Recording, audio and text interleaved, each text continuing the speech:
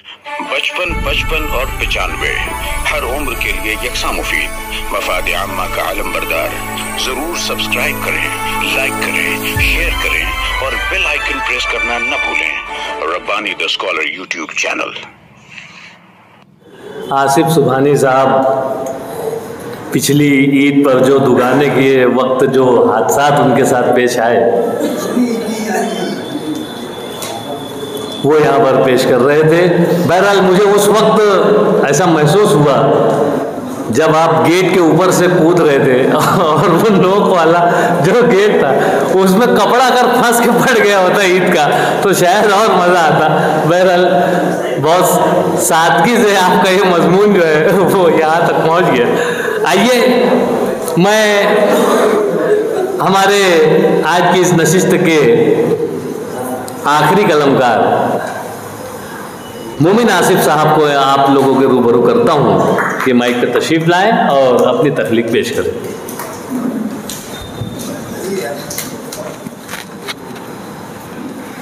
मेरे मजमून का उन्वान है बस करो पुप्पा।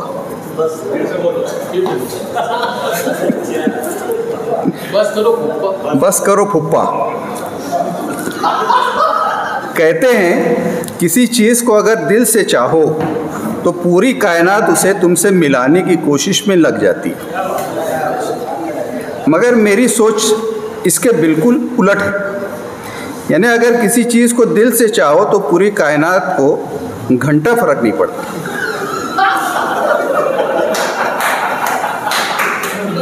मेरा ही मामला ले लीजिए। मेरा बचपन अच्छा नहीं था, मैं गरीब था और गरीब ही रहा। उन दिनों हमारे घर में टीवी नहीं था। जिन लोगों के यहाँ टीवी नहीं होता था वो पड़ोसियों के यहाँ मुंह उठाए जाते थे और मुंह लटकाए वापस आते थे, क्योंकि उन्हें अपना पसंदीदा प्रोग्राम देखना नसीब नहीं होता था। मेरा पसंदीदा प्रोग्राम था केबीसी, कौन बनेगा करोड़पति। मैं ये प्रोग्राम देखने के लिए इंतहाई बाकायदगी से अपने फूफा के घर जाता था। इसकी वजह यह थी कि मेरे फूफा मुझे अपने बेटे रेहान, जो मेरा हम उम्र था, उससे ज़्यादा मानते थे। मैं भी उन्हें बहुत कद्र की निगाह से देखता था।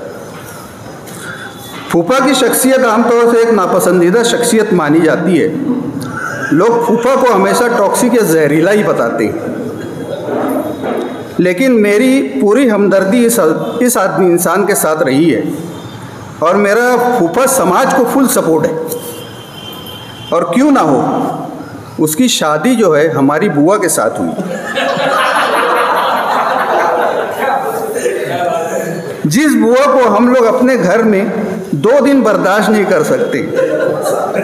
उस बुआ को हमारे बाप दादा ने इस गरीब के सर मंडकर चैन की बंसरी बजा रहे थे। मेरा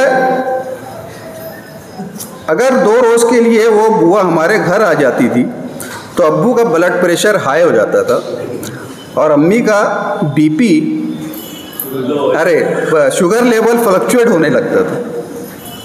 मेरा एक गैर मुस्लिम दोस्त है भी मेरा हम ख्याल है, वो कहता है कि बुआ अगले जन्म में कहीं और भी पैदा हो सकती है, वो किसी और की बुआ भी हो सकती है, लेकिन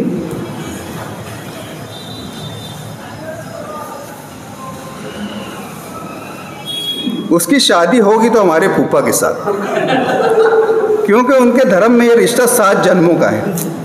ज़रा ठंडे दिल से गौर कीजिए, जिस फूफा के साथ शादी के नाम पे इतना बड़ा छल किया गया हो, अगर ख़ानदान के किसी घर की शादी में वो फूफा ज़रा सा मुंह फुलाए, मंडप में कहीं बैठा नज़र आ जाए तो इस बात का इतना बतंगड़ क्यों बना दिया जाता है।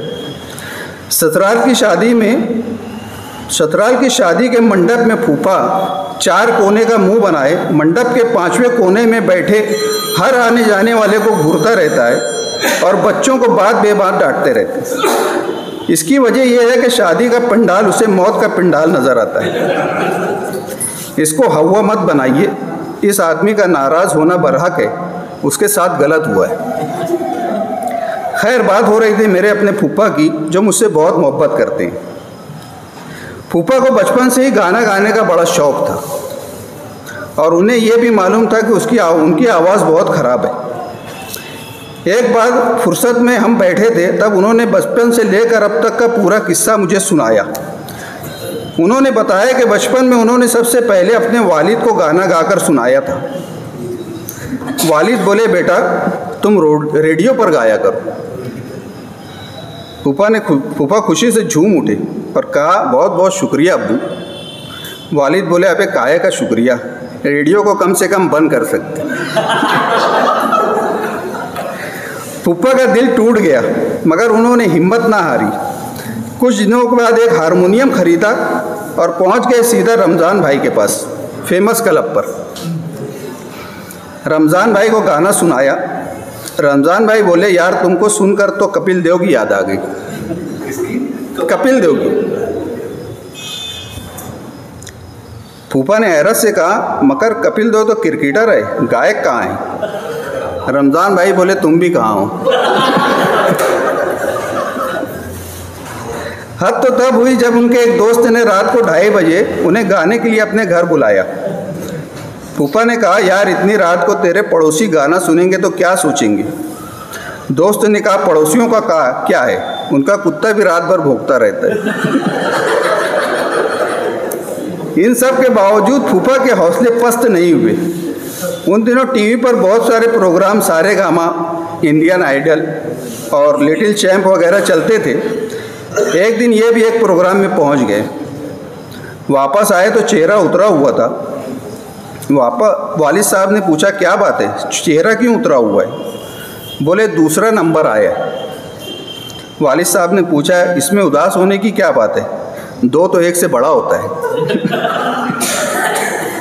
फूफा ने दिल में कहा, क्या खतरनाक तरीका है तसल्ली देने का। वालिद साहब ने अगला सवाल पूछा, कितने पार्टिसिपेंट आए थे? फूफा ने कहा, 2 ही आए थे। वालिद बोले, चलो ये भी ठीक है, मगर ये तो बताओ कि पहला जो आया तो उसने कौन सा गाना गाया था? फूफा ने कहा, उसने कोई गाना नहीं गाया था, मेरा सुनकर ही जजों ने उसे पहला इनाम दे दिया।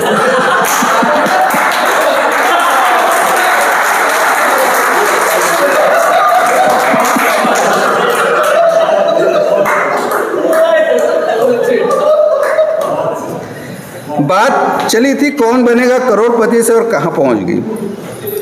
हमारे फूफा जान भी आम फूफाओं की तरह ज़रा बड़बोले किस्म के इंसान हैं और उन्हें यह खुशफहमी है कि कौन बनेगा करोड़पति की हॉट सीट पर उन्हें होना चाहिए था, मगर उन्हें जानबूझकर नहीं बुलाया जाता। खैर, टीवी के केबीसी देखते हुए वो अपना दिमाग लगा रहे थे और हमारा खा रहे थे।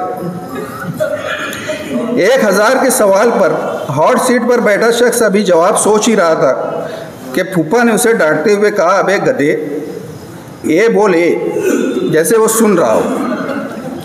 फिर हम लोगों की तरफ मुड़कर बोले, कैसे कैसे एड़े बौले लोग पहुंच जाते हैं। उन्हें लगता था कि वो बहुत ज़हीन और मालूमात का समुंदर है। आमतौर पर 10,000 के सवालात तक आसान सवालात पूछे जाते। तब तक तो फूफा की उछल कूद जारी थी। 20,000 के सवाल पर उधर हॉट सीट पर बैठा हुआ शख्स और इधर सोफा सेट पर बैठे हुए फूफा, दोनों की सिट्टी गुम हो गई। दोनों परेशान। थोड़े तवक्कुफ के बाद फूफा की मरियल सी आवाज़ आई, इसका सही जवाब ए होना चाहिए और नहीं तो डी एकदम श्योर है। उधर बैठे हॉट सीट पर बैठे हुए शख्स ने 50-50 का मुतालबा कर लिया और फूफा के दोनों जवाबात ए और डी गायब हो गए।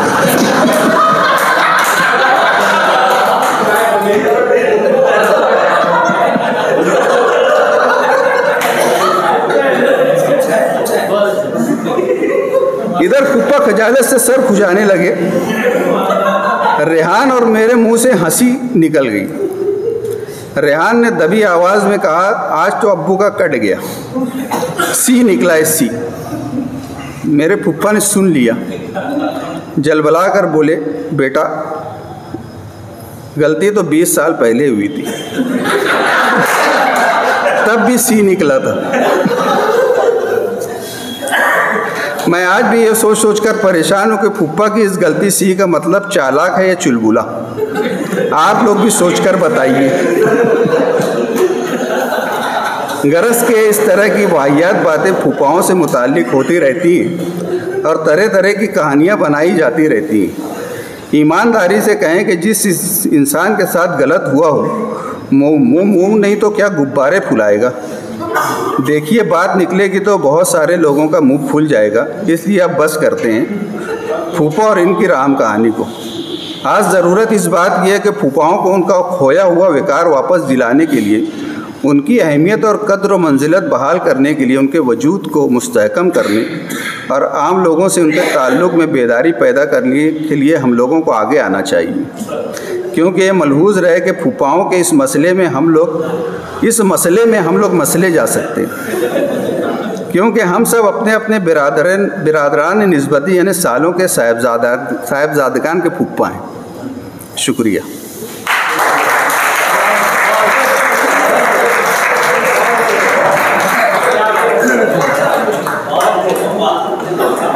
हालांकि उन्वान था बस करो फूफा, लेकिन हमारा दिल चाह रहा था कि आप पढ़ते जाएं। और पढ़ो फूफा। अच्छी पेशकश रही मोहतरम मोमिन आसिफ साहब की, और जिस अंदाज से उन्होंने उन चुटकुलों को यहाँ पर अपनी पेशकश से निखारा है, हमारी शदीद ख्वाहिश है कि आप आने वाले 2 महीने के बाद होने वाली जो जिंदा दिलान की नशिस्त होगी उसमें दोबारा से आप हाँ, अभी तो एक फूफा ही आए हैं, अभी चाचा बाबा सभी बाकी हैं। बहरहाल जिंदा दिलान की नशिस्त सिलसिला नंबर 11 अपने पूरे आबताब से जारी व सारी है, और यहाँ पर तमाम कलमकारान ने अपनी तख्लीकात पेश की। हमारे सामीन में बेशतर हजरात कुछ ताख़ीर से आए, और हम तो हमेशा से डॉक्टर साहब को स्टेज पर देखते थे, लेकिन आज वो सामीन में बैठे हुए हैं, और हमारी ये भी ख्वाहिश हुआ करती थी कि वो जब स्टेज पर बैठे हैं तो यहाँ अगर 2 जुमला बोलने, कुछ तासुरात पेश कर दे। ऐसे भी बोल सकते तो अगर सदर साहब इजाज़त दे रहे हैं तो सर आइए 2 जुमला आप। जोरदार तालियां हमारे डॉक्टर सईद अहमद फरारी साहब माइक पर तशरीफ ला। 55 और 95 हर उम्र के लिए यकसा मुफीद। मफाद आम्मा का आलम बरदार। जरूर सब्सक्राइब करें, लाइक करें, शेयर करें और बेल आइकन प्रेस करना न भूलें। Rabbani the scholar YouTube channel. Rabbani the scholar YouTube channel इल्मी, अदबी, दीनी, मिल्ली, समाजी, सकाफती, तहजीबी, फलाही, तिब्बी, फन्नी, माशी, तिजारती, माशरती, इंतजामी, इनकलाबी, तहरीकी, तहकीकी, तकनीकी, तफ्तीशी, तामीरी, तालीमी व मालूमाती यूट्यूब चैनल। ज़रूर सब्सक्राइब करें, लाइक करें, शेयर करें और बेल आइकन प्रेस करें। Rabbani the scholar YouTube channel.